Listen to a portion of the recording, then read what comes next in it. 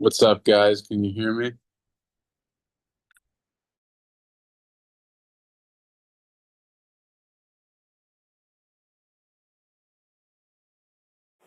Hey, Jason.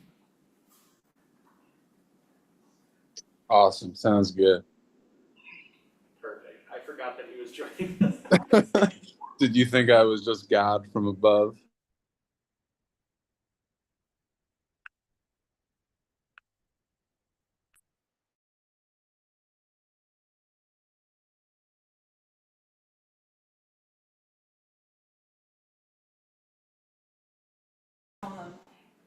Elise called me at 4:30 and she couldn't come to the meeting.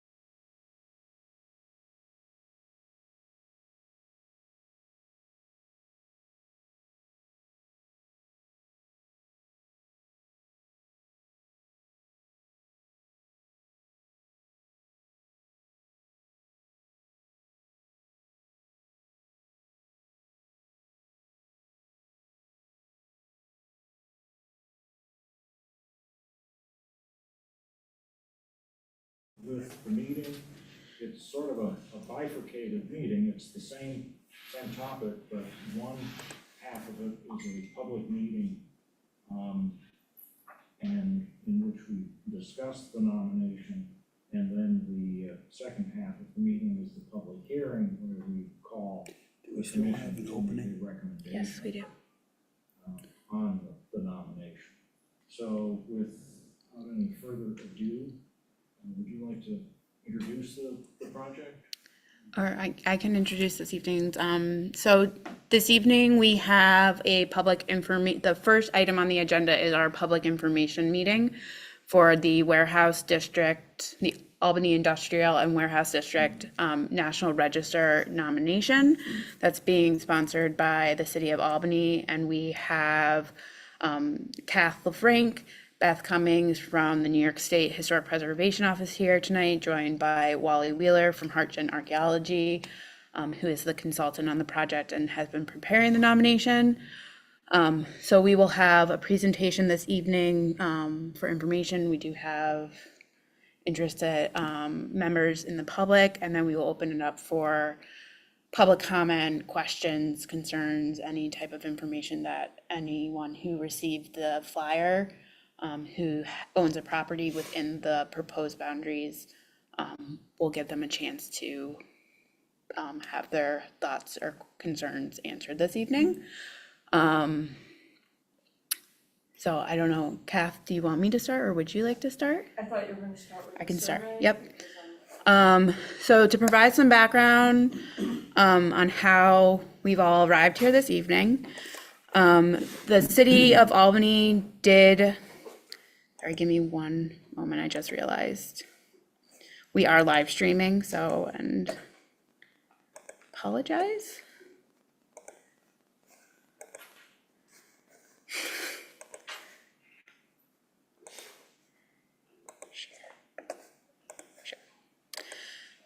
So in 2019, the planning office started the historic preservation plan process. We engaged a consultant from Chicago to come in and work with us to produce a historic preservation plan to kind of help guide our preservation program within the City of Albany.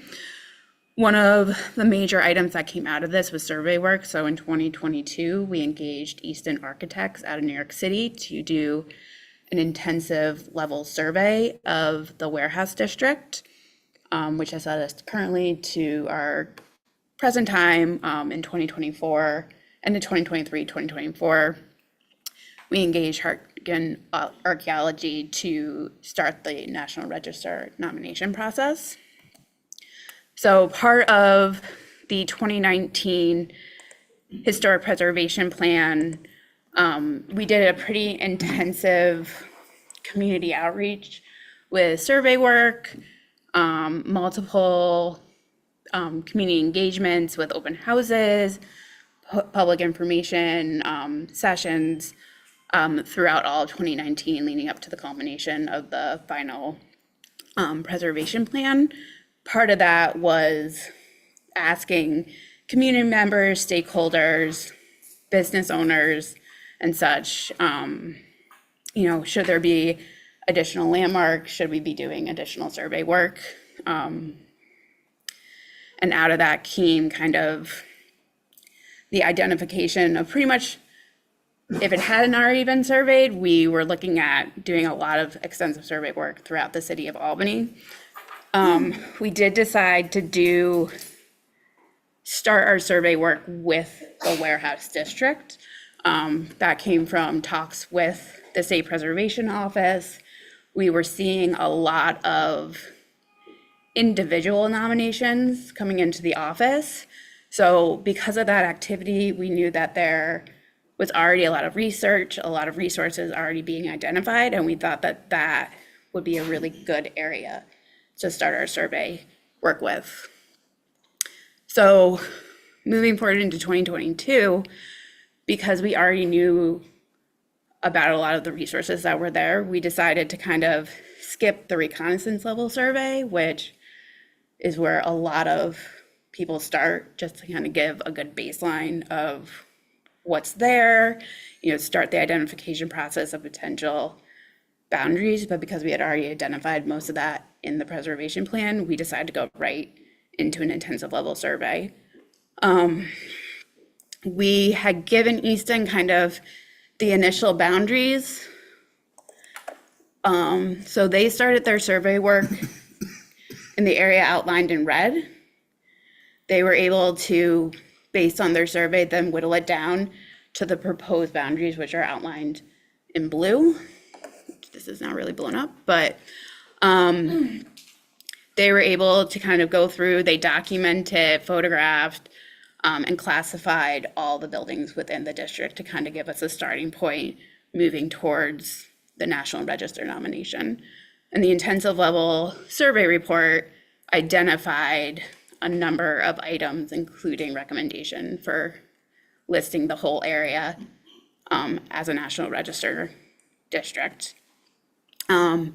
We then did, as part of that process, also hold a public information session to outline what that intensive level survey process was, what the recommendations were, and what the potential next steps were going to be from that the planning department would move forward with. And that was held in March 2022. And one of the things that we did discuss was kind of moving forward with the National Register. So in the end of 2023, we had requested proposals for preparing the nomination, and ultimately did select Wally and his group at Hartgen. And then we can go for it from there, but just kind of a brief overview of how we've moved through this process and gotten here tonight. So I'll hand over to you, Cap. So I'm Kathleen Frank, I represent the New York State Historic Preservation Office. I'm not in the National Registry unit, I'm in the Commercial Tax Credit Part 1 unit. And the reason that I'm doing this is because there have been and there's potential for a lot of tax credits in this district, register district. He researched and wrote a detailed report based on the information in the survey, which was excellent. And Wally and I began to study the boundary in a lot more detail, and we've revised it in a few places. And we're now finishing up a revised final nomination to present to the State Review Board in September. It doesn't differ too much from the one that the board received. We're gonna explain the areas that we've cut out, and Wally's gonna give you a presentation on that. We have also notified every property owner in person, or not in person, with a letter, didn't go door to door. I'm really excited about this district because it's been very important in the city's history for colonial times, and it's still a vibrant and dynamic area today with so many interesting resources. And we've already had 4 major tax credit projects in the district already. That's going to talk about the tax credit program. Now, just for the property owners who are listening, I'm going to give you the briefest of outlines. The state and national register programs are actually regulatory programs for the state and federal governments that require those government agencies to take historic preservation into consideration when planning projects. There are no regulations governing what private property owners can do with their own money, only when they're using state or federal government funds or need a state or federal government permit or license. But the benefits are for nonprofits or government entities, they can apply for grants, but most important for owners in this district, listing confers eligibility to apply for state and federal tax credit programs. There's a homeowner's tax credit program and a commercial tax credit program. And Beth's gonna give you a little bit more information about that next, and then Wally's gonna outline the district, but I did bring the revised map to show you, the commission members at least, what we've changed in the district, and Wally's gonna go over that in a little bit more detail. Maybe pass that down. So this is different than what we've seen? Yes, This a is little bit. different. It's Only a little bit. slightly different. Okay, Yeah. slightly. There's a couple of Revised. lights out. And we actually have been wrestling with it this week.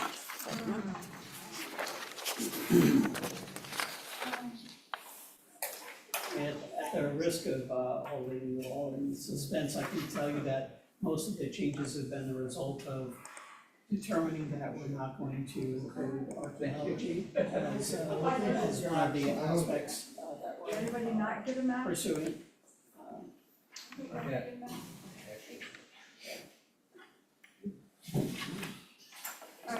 Do you want me to go next? Yes. So, my name's Beth Cumming.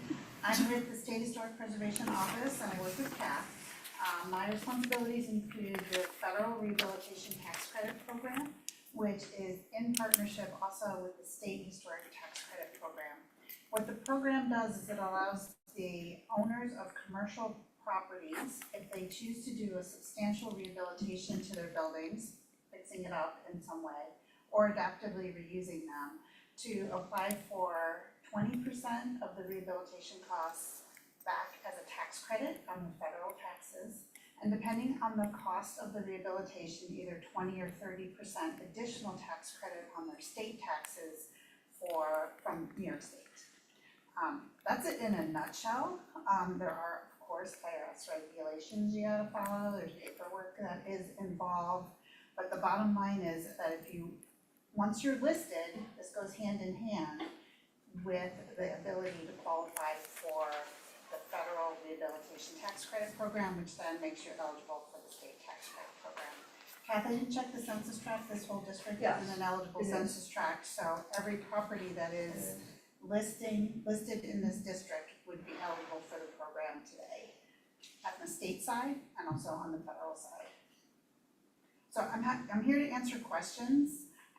If you want a whole presentation, I can talk for an hour, but I didn't think that was the purpose of the meeting, but I'm happy to answer any detailed questions that anyone has. Thank you. Good, more, less, have the whole thing.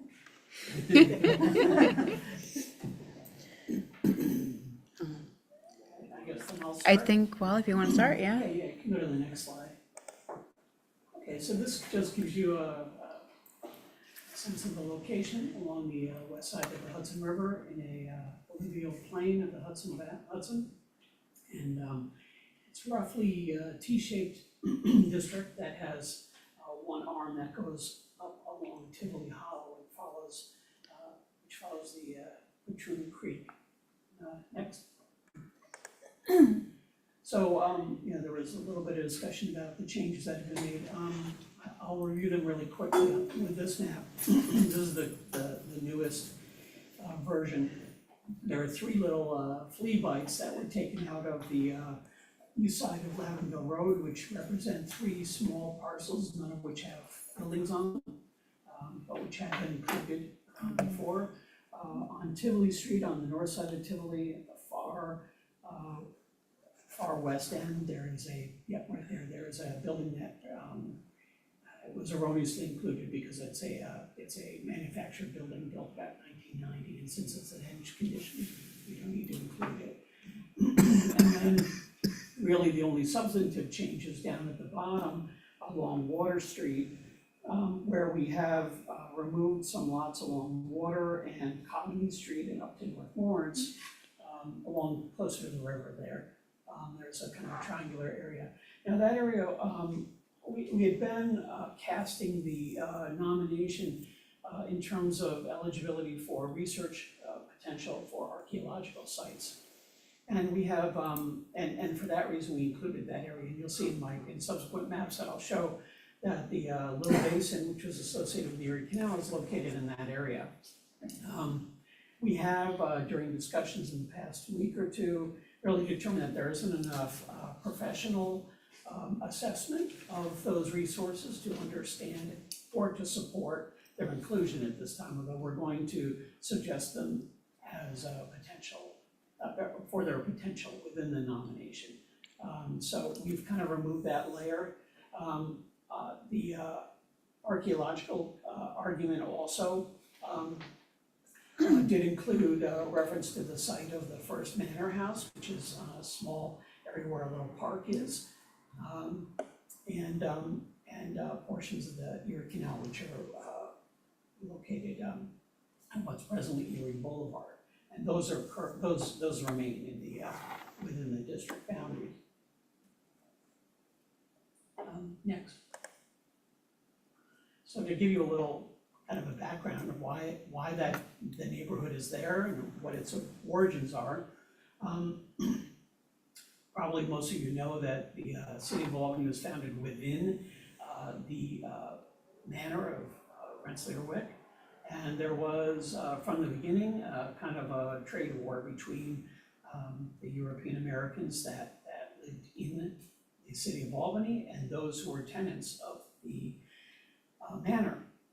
And Stephen Rensselaer, well, Killian Van Rensselaer before him, established a small trading village to the north of the city of Albany, which you can see in the 1758 map, and it's close up there, between that stream, which is the Patroon Creek, and the north end of Albany. That map is oriented west, being the top. That is a small community that the Patroon called the Colony, which the Colony, of course, is named after now. A few of the houses that were associated with that actually survived into the late 19th century. There's a photo of a couple of them there. And the Patroon Creek is still visible over much of its length, but not after it passes east of North Pearl Street. But that's a photograph there taken quite recently from North Pearl Street, looking down into the creek as it dives down under the street. Next. So along with the pursuit of trading that was advantageous to the Van Rensselaers, they also began Tivoli Hollow as a site of industry. And it is Albany's first industrial site. Here we see what were James Caldwell's works, constructed in the 1780s. They burned later on in the decade, but they were considered to be such a public asset that there was a public subscription to assist in their rebuilding when they burned. You can see actually above there are two deer in the lower right, and the one that's on the left side, straight above that, closer to the river, that Gamble Roof building is the Patroon's house. And so you can see the relationship of his house to this kind of district that he was promoting. Next, that's along Tivoli Hollow, if I didn't make that clear. And so this image by James Aids shows the original terminus of the Erie Canal. And you can see at far right the Patroon's house there, so in the modeled form. And at the left is Stephen Rensselaer III's house. And so they're situated quite close to the canal, and we're very strong promoters of it. And so I guess as a segue, we can talk about one of the primary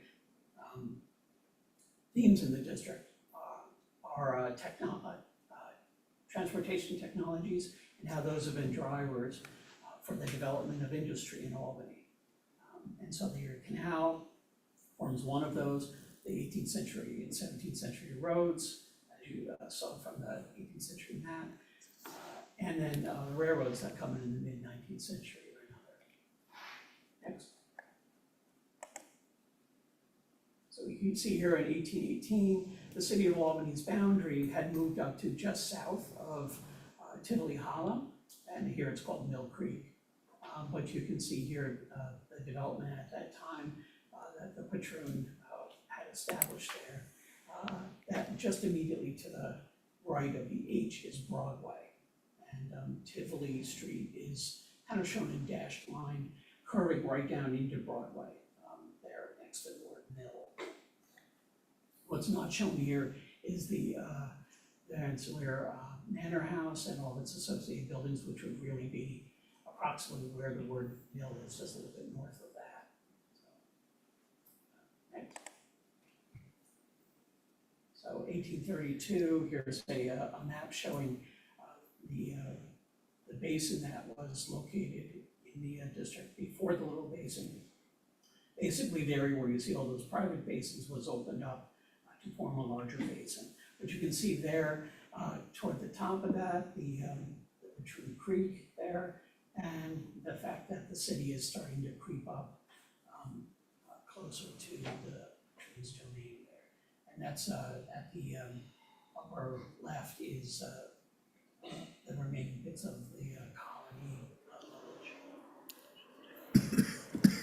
Erie Canal, as I note here in the caption, is what is today's Erie Boulevard. Next.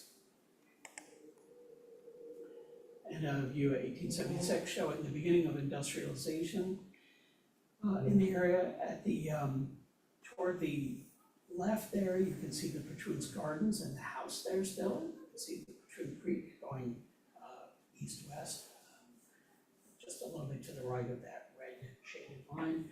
And then at the bottom, between the Patroon's lands and the river is the lumber district, which is a very large industrial area, which is chiefly under 787 today, but parts of it are under a couple of the buildings that are within the district.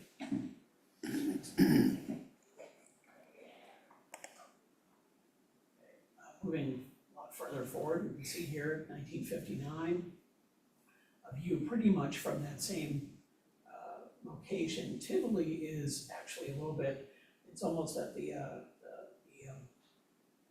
right side here.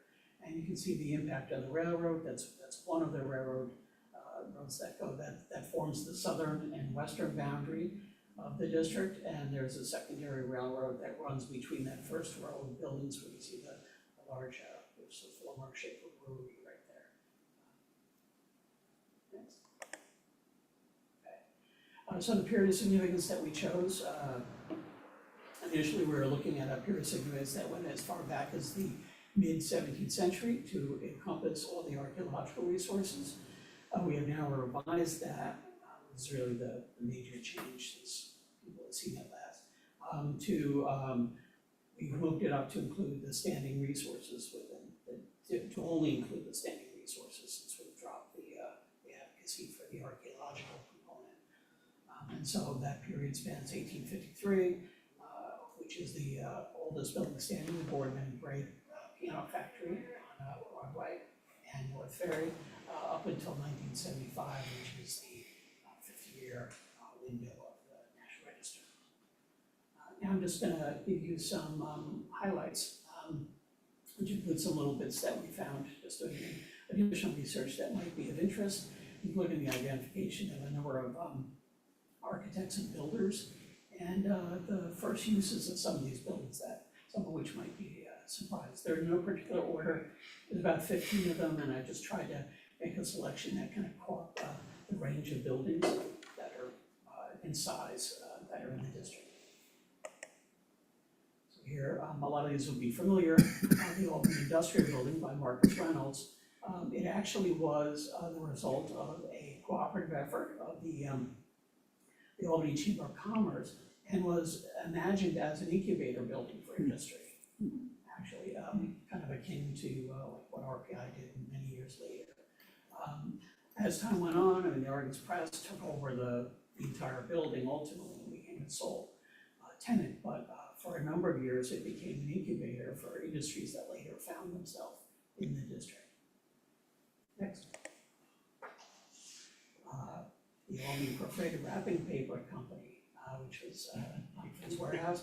This building has already been listed individually on the National Register, but does contribute to the district and is within it. Next.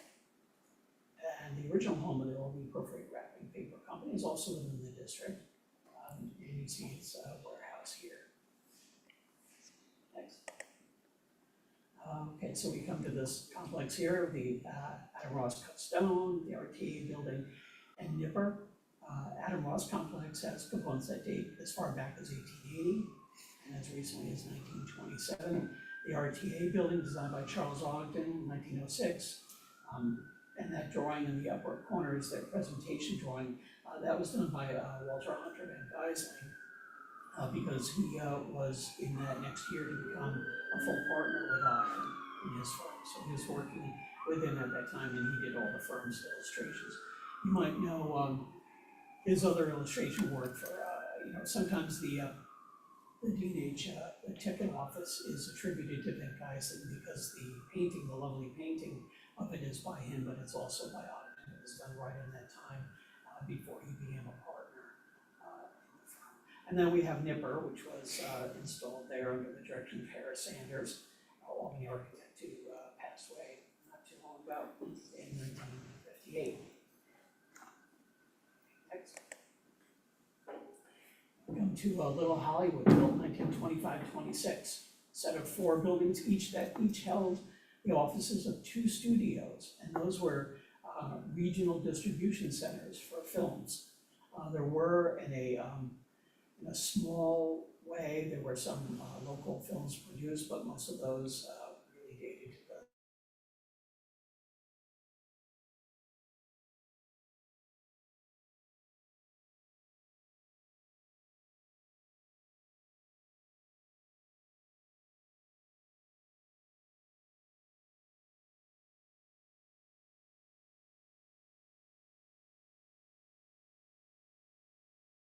Avenue as well.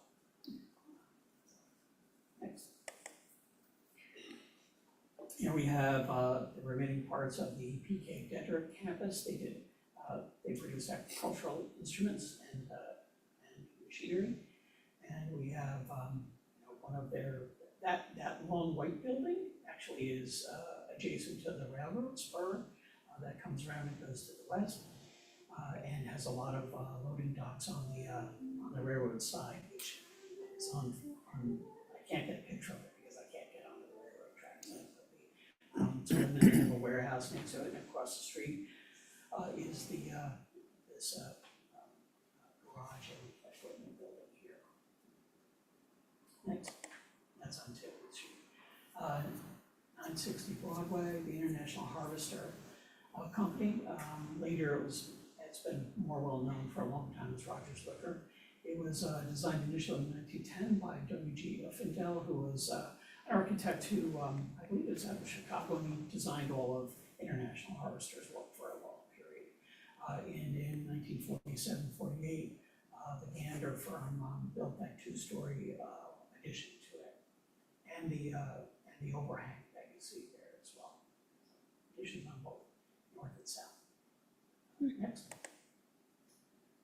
The Albany Terminal Warehouse, which was actually constructed, there was well, of course, the early railroad comes in the 1850s, and in 1880, the lower part of the building, which you can see in the older photograph up top, was constructed. You see it's immediately adjacent to the railroad. And then in 1922, this reinforced concrete portion was constructed. Next. Another light industrial building designed or built at least by Marinell and Stanko. They did several of them in the area, particularly in the section along North Pearl Street, upper North Pearl. The Gray Bar building, 1922, you see it in a photo from a portfolio of Marinell and Stanko's work, and then as it is today. Next. 3436 Vernon Street, which the red brick part was constructed, as you see here, for Frank Raven, for Raven Radio Incorporated. But the little building to the south of it, which is on the left-hand side, what we had thought was actually an 1870s building, but that aerial view that I just showed you in 1959, which I only recently came across, shows that building not there at that time. So someone probably went to historic Albany and got some fancy parts and put it on the front of the building. We don't know when that was built now. It was after 1959, that little 2 lot section. But we were fooled initially. Next. So the Marshall and Wendell Pianoforte Company, 1871-72. This is one of the last projects of William L. Waller Jr., who died in 1872. and it was completed by his son William M. Lloyd.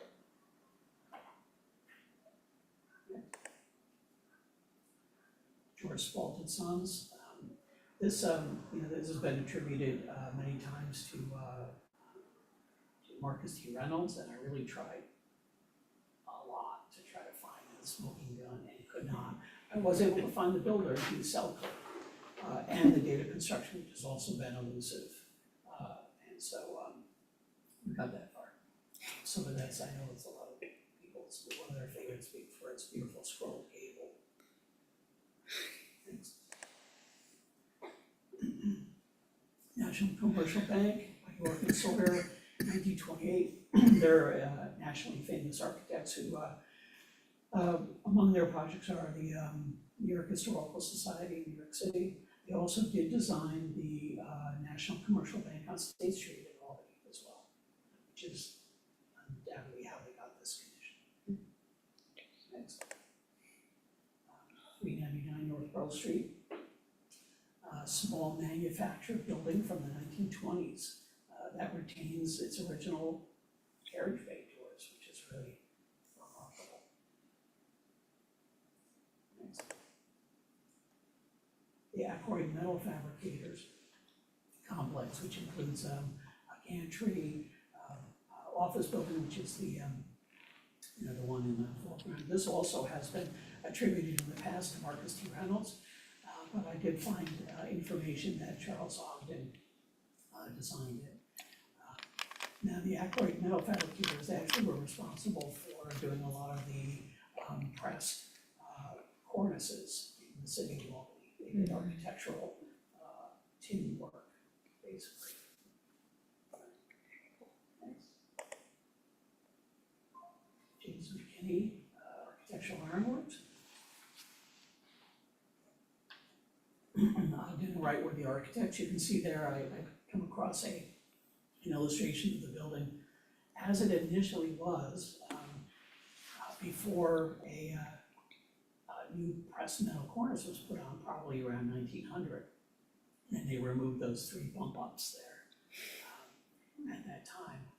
Something I hadn't suspected, I've never heard anybody point out before. So as it is now, the building is roughly as it was around 1900s. Oh, and that's it. I do have 2 others if you, there are a couple slides in if you want to work them. I thought I need to cut it out for make it short. So the former Perkins and Foley warehouse at North Lansing Street, it states just around 1890, 1900. And next, the final one. This right here, I cut it out before I put a caption on it, so, but everybody knows where that is. It's just quite close to the other scroll top gable one. So, right, that's all I have, and if anybody has any questions. Where's the central warehouse? That's what I was gonna It's in ask. there. It's in the district. It It's is that little cubicle. this. box. Right here. Okay. Yeah, it just wasn't one of the 15 or 20 that I decided to put in, but, and I basically thought that one has got a lot of, and enough airplay. And where's the entrance to the Erie Canal that's right next to the, So that's the section that we've cut out. it's excluded, So it's that's right, what I yeah, thought. it's located there where Aaron's indicating it. Part of the entrance proper was always outside of the district, but the little basin, and it's the beginning of the entrance, was formerly in that triangular area that is up a little bit to the northeast of that, there in that area, yep, right, and where it's above Water Street. So that's the area that we cut out because we looked at all the available information, and there isn't a proper archaeological report with findings for the site. There is a kind of an advocacy paper that was done, where there's some exploratory work. It's not presently understood to what degree the resources survive. We really went back and forth all week on it. Yeah. And I talked to a couple of the archaeologists in our office. But would have, I could have included it or not. One of the archaeologists kind of thought we shouldn't, but what consoled me is that if any development were ever proposed for that, they would definitely have to review it with us, first of all, it's adjacent to the district. And second of all, they no doubt would have some kind of federal or state funding that would require our review. So that at that point, then we could ask for a professional, evaluation. If you felt strongly that we should put it back in, we could consider it. Well, on the 200th anniversary of the Erie Canal, it would seem appropriate. Yeah.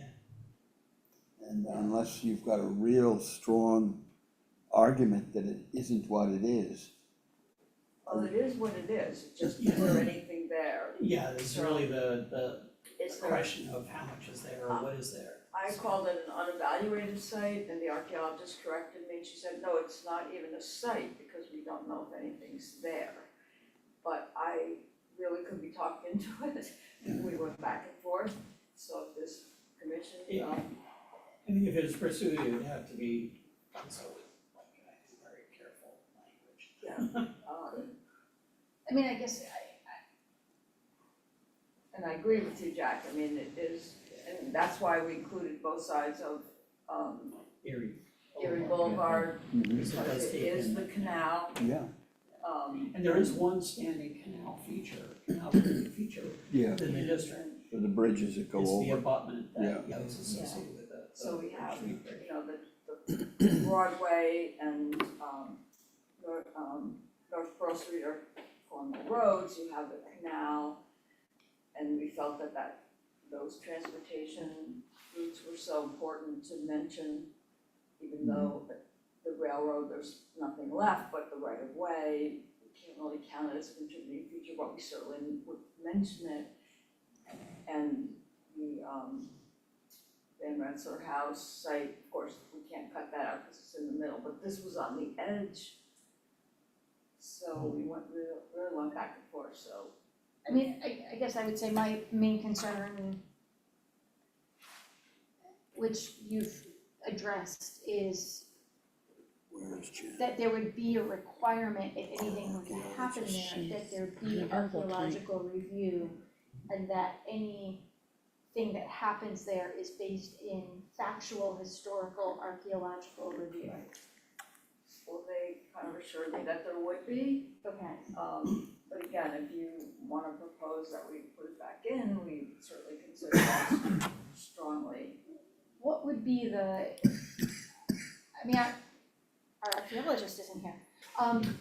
Yeah, I mean, I think, I would say, I would defer to the archaeologist, and it would be interesting to know what the requirements for an archaeological district are, and maybe that's something that, Well, let me we clarify look at. for a second, Erin, it wouldn't be an actual archaeological Criterion site, yeah, so it wouldn't be criterion D. okay. But if we included it, it would be listed and we could say it had potential.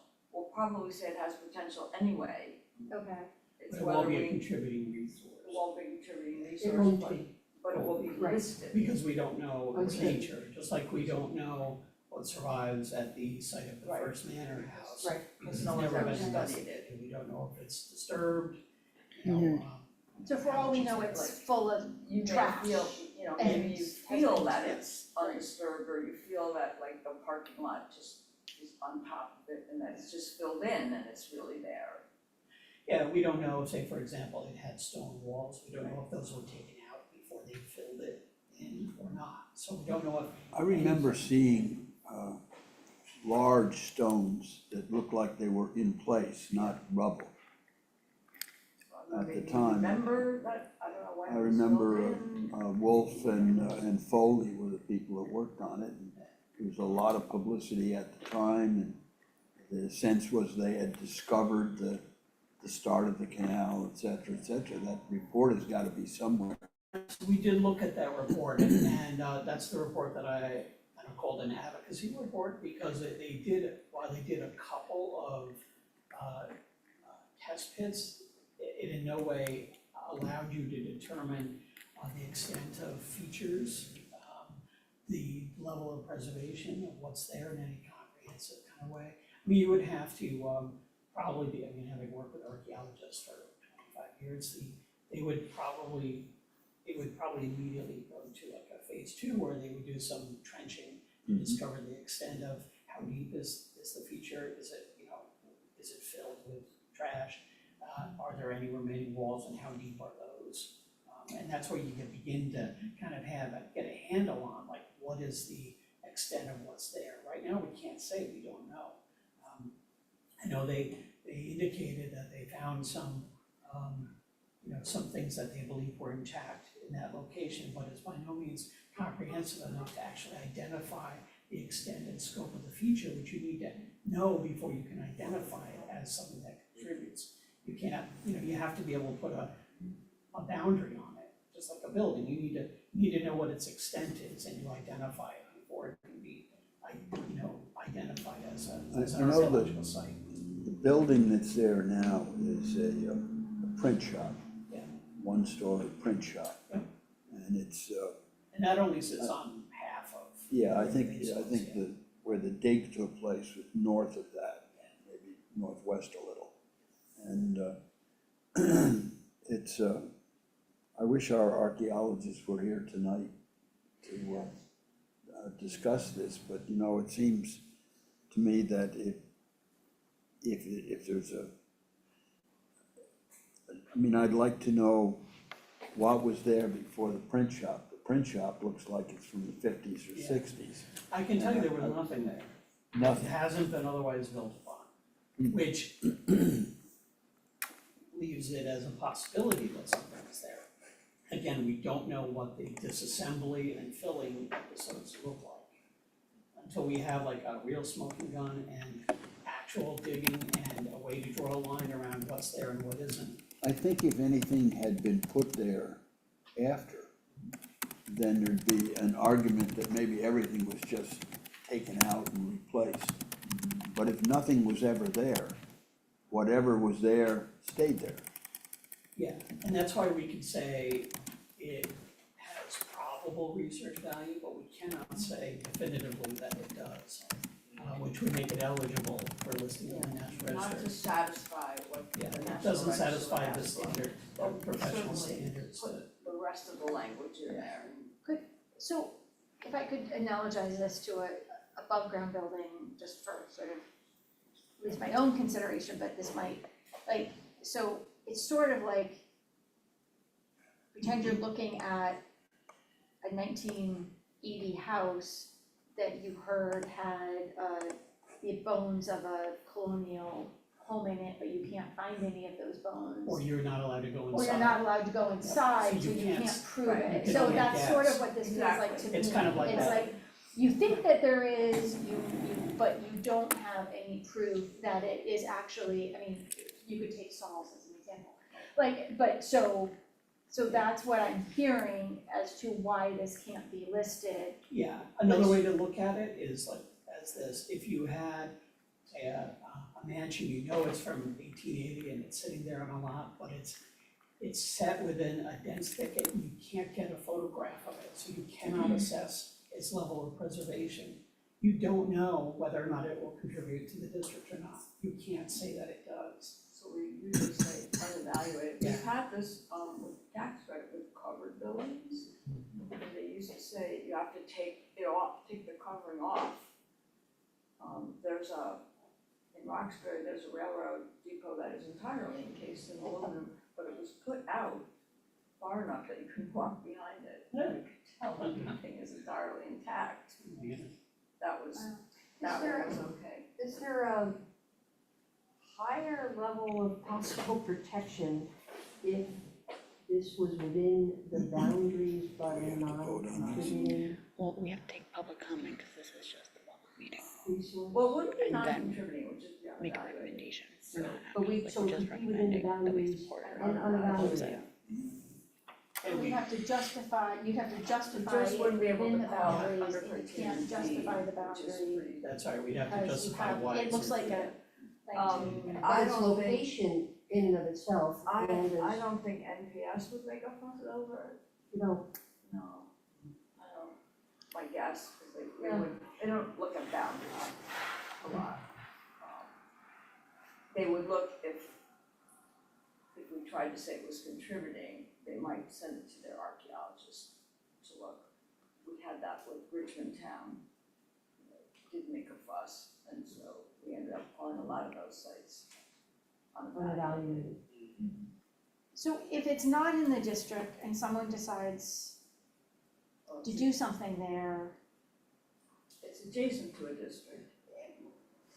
and it doesn't really offer, so I'm just trying to think through Marilyn's question, like, does it protect it more if it's within the district? I guess, I don't know, that whole, what do you think, that works with compliance? cause what if somebody hires an archaeologist to dig a couple test pits and be like, oh, there's nothing there, like, we can build a 20-story building. Well, I think the city of Albany, right, it has to do secret. Correct, yeah. Well, So, But, I mean. but we know how that goes. We all know So, how that goes, I mean- that is a piece of it, right? And the city can ask for additional digging for any development. We might not have any jurisdiction over that, So- that would be planning board. I mean, if it went to the planning board, like, we're working on something similar to that with the Underground Railroad Center. It's not within a historic district, but because of some of the funds that they're receiving, it did require coordinated review, and it was referred to the archaeological division at SHPO. It's gone through numerous processes of, they did phase 1A, B, and now they are going to have to do phase 3, right? Yeah.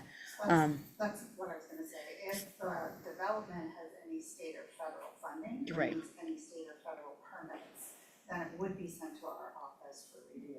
And then typically the archaeology unit would request at least a phase 1A, and then you go to phase 2, and then to the phase 3. And some of that, but that initial kind of process and referral was triggered by the state environmental review process. So, seeker does It feels. start that process in a lot of cases. That process can be treated differently at different times. That if you felt that it could be included within the district boundary, and you have the mechanism to call it an unevaluated district, it just makes it a little bit cleaner relative to someone's future project in this area. When I get calls and they tell me, oh, it's not a historic building, and Well, that's a good point. Well, you And know, what I will do is I will talk to more archaeologists, I talked to one, I'll talk to a couple Okay. more, and see if we can get a consensus on Great. it. well, a decision was made because of the importance of the location of the Erie Canal right, and the fact that it's underneath Erie Boulevard. Mhm. The decision was made to draw the boundary on both sides of Erie Boulevard. If, I fully support that. if, It must be If- said though, if that that was easy to make because some of the resources are on the other side of the Erie Canal. So Yeah. you'd have to intentionally cut it out if you do it otherwise, so. No, I sense that that's what the commission is suggesting, and I'll try to do it.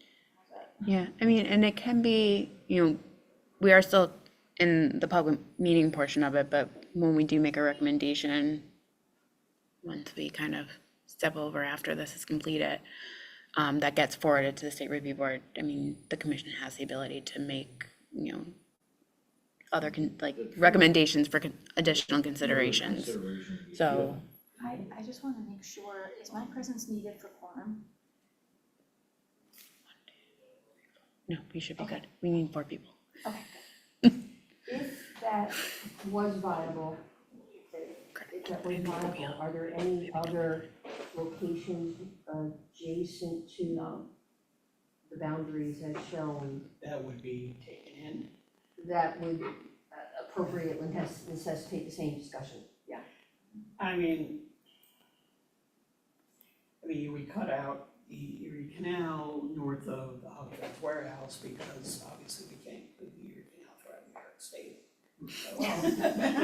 So, it's gotta stop at some point, so. That's what, It's already in NHL. technically the Erie Canal is eligible. Yeah, And also, Well, yeah. it's like, if we do like a railroad through a district, we stop at the edges of the district, we don't continue it on. To me, the Erie We might Canal say that the starts with the railroad Hudson going through River, our district is. starts with the water. So there's a consistency, if you can take Erie Canal from Bridge Street, whatever it is up there, it would seem to me there'd be a consistency to go all the way to where it began, where it begins, is the water coming in from the Hudson. Yeah, because of the way that the roads are and everything, we can't go any further east than Water Street at this point. I mean, the rest is under 787. 77. Yeah, So there's no viability for including that. But the little basin. but the canal would have turned there, would have taken a sharp turn to the east and, Sort of pointed to how it got to the river. yeah. To me, it's just the Erie Canal, the Erie Boulevard. And we did notify that owner. If we included anything else, we get stuck with notifying more owners that we didn't. Beyond this discussion. Dick, That's why, Dick Connors, who was my predecessor in the assembly for 16 years and grew up in North Albany and was always in North Albany, somehow remembered, and I think he was born around 1910, and in 1918 is when they opened up the modern canal out in the river, that a lot of people had lots of somewhat useless and cumbersome barges. And the best way to get rid of the barge was to put it in the canal and fill it with dirt and call it a road. And he always swore that if you really wanted to see what one of them looked like, if you dug down, you'd find several barges in there. It would have been like a 9-year-old when that was going on, or 10-year-old. I think if now would be a good time, do we have anyone sign up to speak? Or if any members that are here would like to ask any questions or have any comments, So we can start taking comments. we have Kara signed up, and then we do have is Lee on? Liaison, and there is one additional Zoom attendee who did raise her hand, so I'd also like to give her the ability to comment, but, okay, I'm gonna have to go. that's okay, Okay, that's okay. sorry. Yeah, I have a family obligation. We'll talk about where you live in Kingsville sometime. Yes, that would, Very familiar with. Sorry? that would be great. Logistics of the room. Yeah, I mean, if you wanna, just come up, give us your name, That's so cool. That's so funny. property address, and then ask your question or make your comment. So I think, Carrie, do you wanna wait, or? I'm fine, really.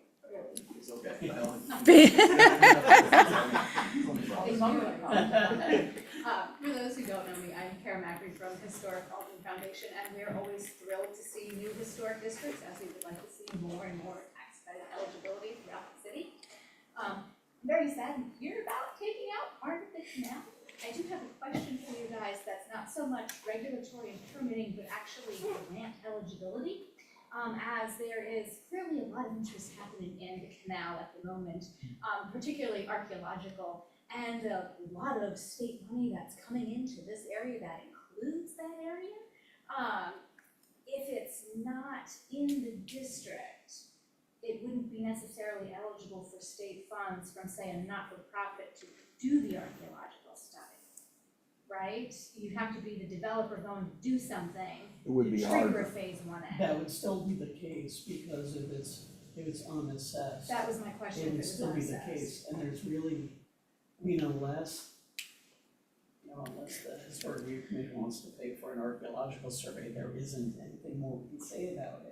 No, I'm not asking you guys to do it, but I'm saying if a Member not-for-profit item. wanted to put in, say, an Yeah, EPF back all the grant, way. could they apply for state or I've got federal money for grant it. funds? Yeah. Because it's not considered a part of the district, as someone who struggled with state and national significance on a national register nomination, there's a lot of hair splitting, and it really does result often in be able to apply for or not. If it was state an or federal undervaluated funds. resource, would they be able to? Well, that's the But it's question. not, a lot of grant programs require these to do this. Right, so if it's a part of the district and listed but unevaluated, Yeah. does that, No, what's that? well, how does that work? Well, if your grant is to evaluate it. Exactly, that would be the part, is if someone wanted to do the archaeology, since we, I mean- know there are interested parties that want to do it. I'm not the grant expert, but I. Don't with me. But grants change, but grants change. Over time. Yeah. However, And I so think the more if inclusive, it were unevaluated, I'm sorry.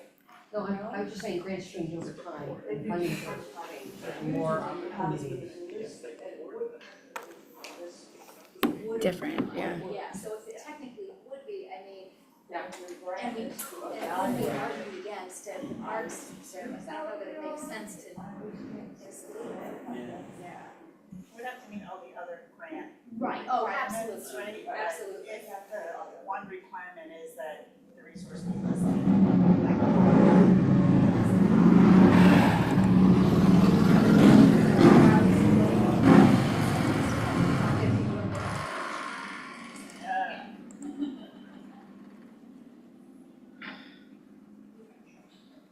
You wanna go ahead?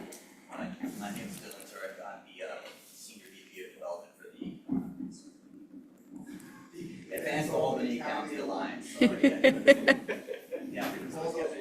Yeah, we also do a whole other projects as well. So we're the owners of the Central Warehouse Building. And first off, thank you everybody for this great, this wonderful presentation.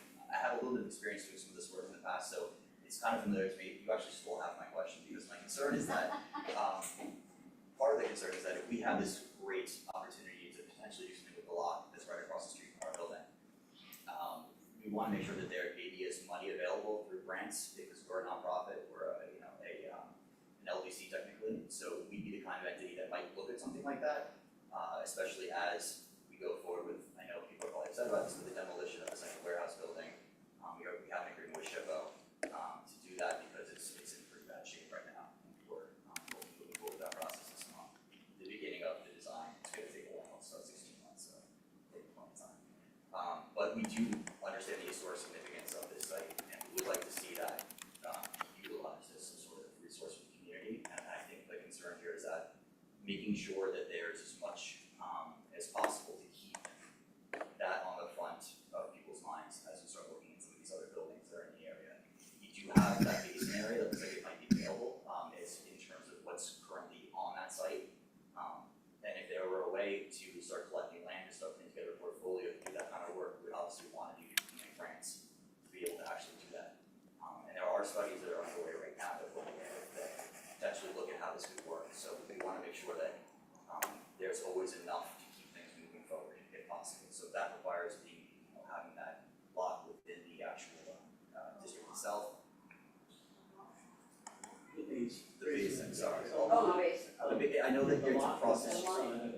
Right, so I know that it's across the street, which again means if anyone's gonna go for secret, they're gonna have to notify you guys anyway and go through that process, but does it actually allow you to get grants to do the actual work? And I don't think it does. And this is something I actually spoke with Julian Adams about the other day because I wanted to make sure that these are the kind of things we're thinking about, because this is really our chance to do it, right? And so it may be worth looking at that, because again, there could be a nonprofit, whether it's us or somebody else, who wants to look at uncovering that and figuring out what it actually takes to do that. So that's all. And again, we're supportive. I really appreciate it. You guys are doing. Great, I think, Kat, maybe you need to kind of try to parse out with the archaeologist about whether or not it actually could be covered for what people want to be covered for, the eligibility for grants, or, if that. I will. Yeah. I will, I'll try to do it good tomorrow. Yes. Or anyone else in the room? Questions, comments, concerns? Alright, then, Teresa Bevel? Teresa? Yes, Teresa. Can you- Yes, we can hear you. Sorry if this is a redundant question. It was really hard to hear the meeting. But how do we know at this point if we are considered contributing or non-contributing? Well, we can tell you, what's the address? It's 74 Ferry Street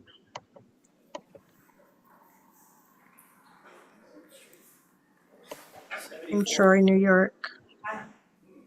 Troy, oh, we're in Albany. I'm sorry? Did you say 74 Troy? Ferry in Troy? 74 Ferry Street, yes. In Troy? This Yes. is Albany. Yeah, we're in Albany here.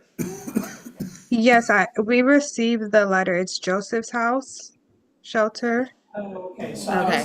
it isn't that, okay, so it's actually, your building is the Kendall House on North Pearl Street. And yes, that is a contributing resource, yep. Okay, so then we would be eligible for possibly the tax credits and things like that. Mm-hmm. Correct. Yep. Okay. And then how do we get more information about what we need to do, everything we would be eligible for? You could call me tomorrow at the office. That's Kathleen Frank talking. It's me, Captain Frank. Okay. You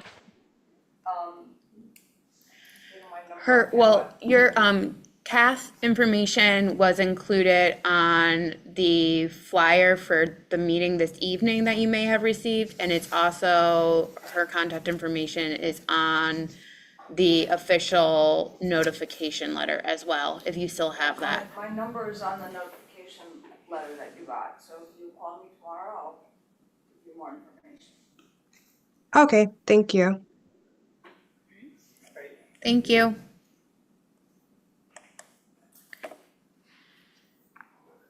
I have a question, Yes. just about the timeframe of the process. This is the city historic commission, right? And then it goes to the state in September. Right. And then, Well, if the board approves it on September 10th, I believe it is, then the next step is for me to put the whole thing together, all the maps and photographs and everything, and send it down to the National Park Service. National Park Service has 45 days to review it. Now, they don't all go out on September 11th because we have to stagger them because NPS has very short staff these days. So, we're just getting some of the nominations for our June meeting this now. But it's not a long way. And then, owners will get another letter. But it will be listed on the state register very soon after the meeting. after the review on September 10th.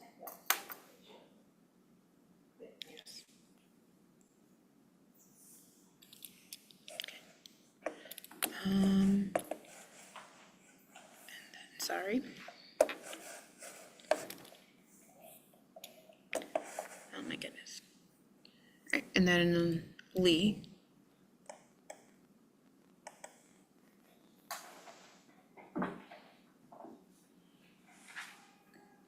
You hear me? Yes, we Do you hear can. me? Yes. Yep. Hola, hola, amigas y amigos. How's everybody doing? Very good. We're good, Lee. Good, good. First of all, I want to thank Aaron and Chris for giving me the opportunity to comment. And I want to also thank Kathleen and Wally and the rest of the SHPO staff for preparing this nomination. I think it's a great nomination, and I concur with its approval. And I agree with everything Kara and everybody else has said about the project. And I think approving the project would give the owners of the properties a chance to the incentive to rehab the buildings. Plus, the buildings are in such good shape. A lot of the buildings are in such good historic shape. It's a worthy nomination, and I concur. Thank you very Thank you, Lee. much. Did y'all hear all of that? Yeah. Yes, we did. Good, good, good. Okay, all right. Have fun, y'all. Thank you. All right. So I think that concludes at least the public meeting portion of this evening.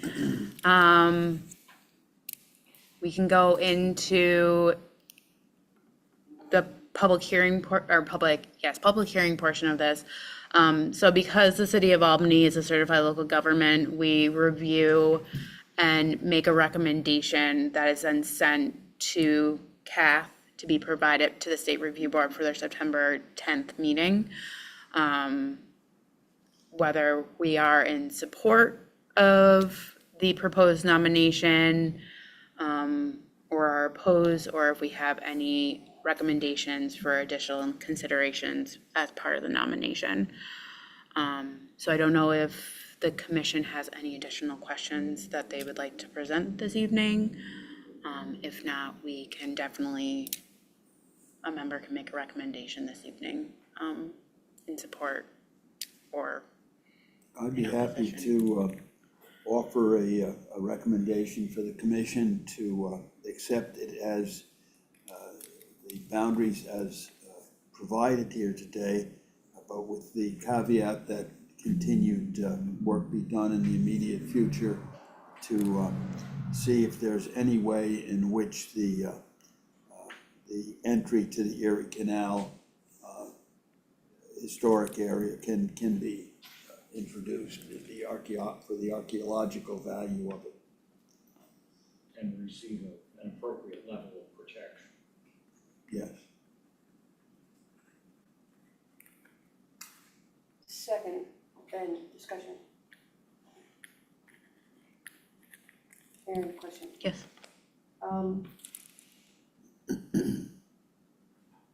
Jack, what you just indicated, will that be sufficient for the purpose ahead that you've got for going to the review board?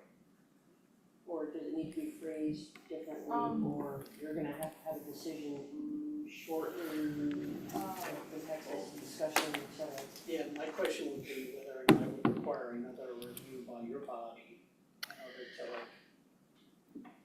really say, to fully approve it. That's, Well, I think I can, I think I can include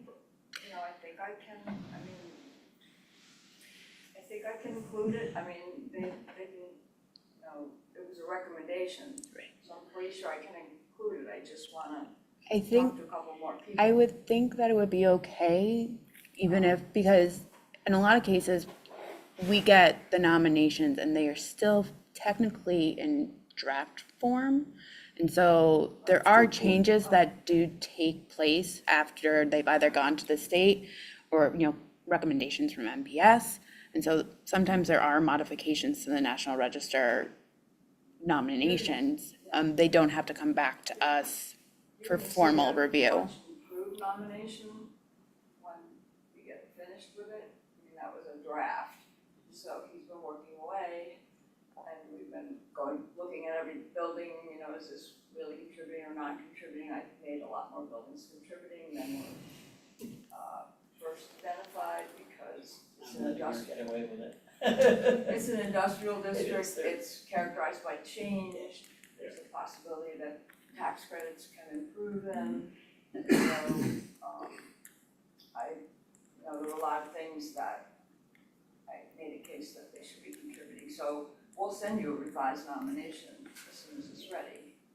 so this action, should it pass by the commission tonight, suffices for your purpose? It does. But you probably want, Unless you say we don't approve it, unless you include that boundary. I think that's right, putting it that way, because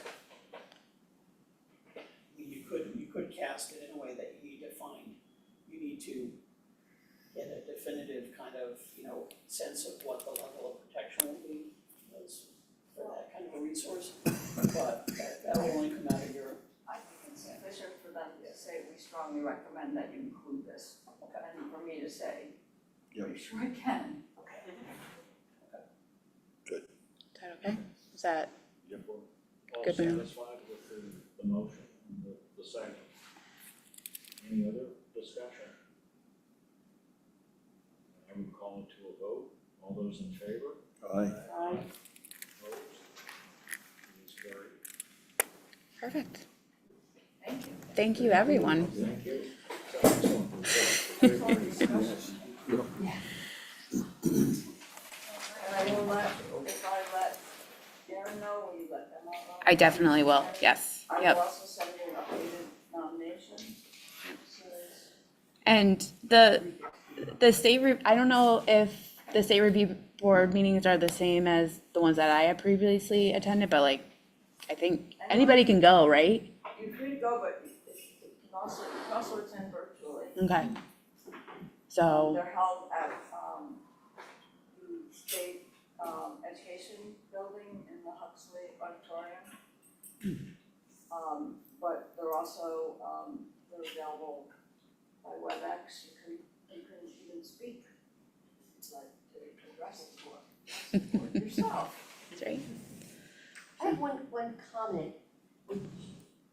You all here in the presentation is kind of the tail end of a very long process.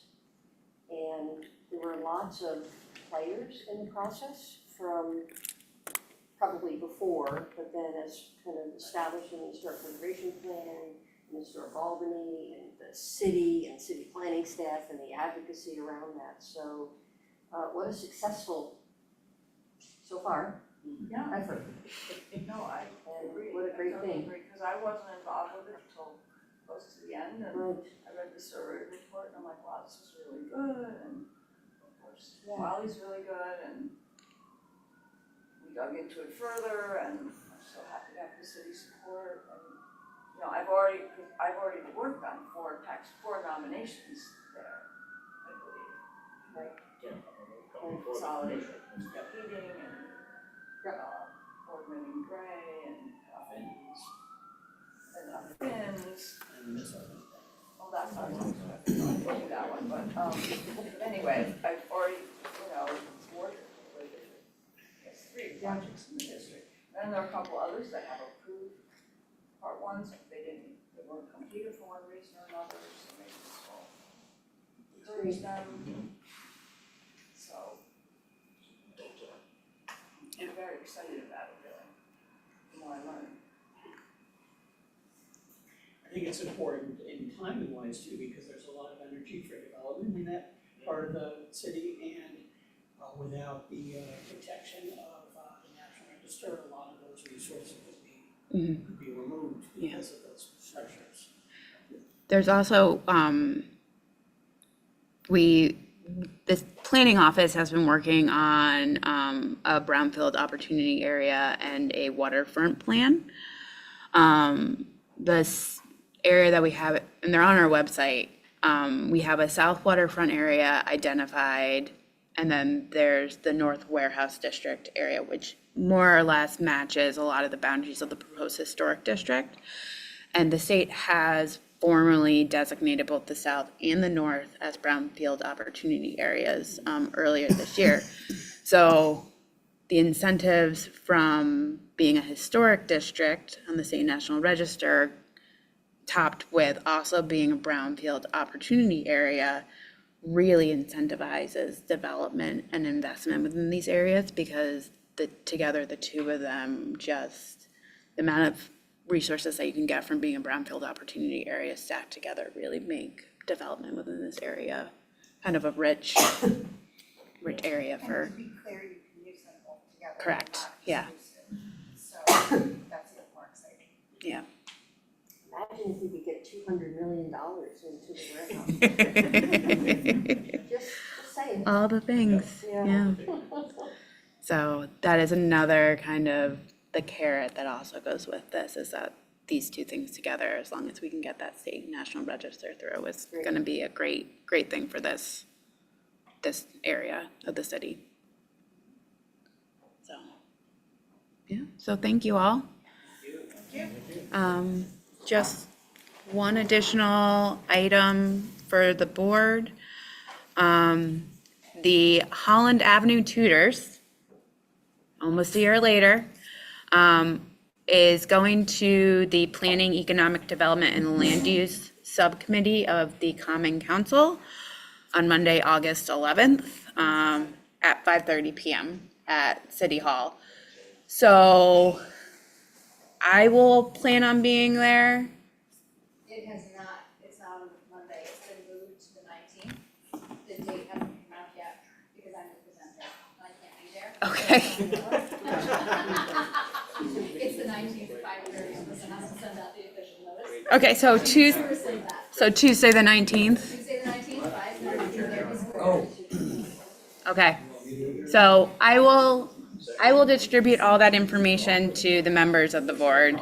I plan on being there if anybody else wishes to be there to voice their support. And this is going to be a local district again. So, and we saw this proposal for nomination last September.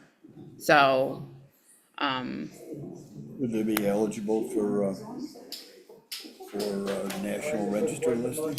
we haven't explored that yet, so. So we're only doing it on the local. Well, stuff. one of the reasons for the National Register is that we would need ownership support, and PCOT is not interested in listing them on the state National Register. So, yeah. So Tuesday the 19th. Thank you for that correction, Kara. Tuesday the 19th. Yes, I will reach out and confirm and get all that information, and I will circulate it to all of you. I'll entertain a motion to adjourn. So moved. Second? Okay, we are adjourned. Well, I guess all those in favor? I want to ask you.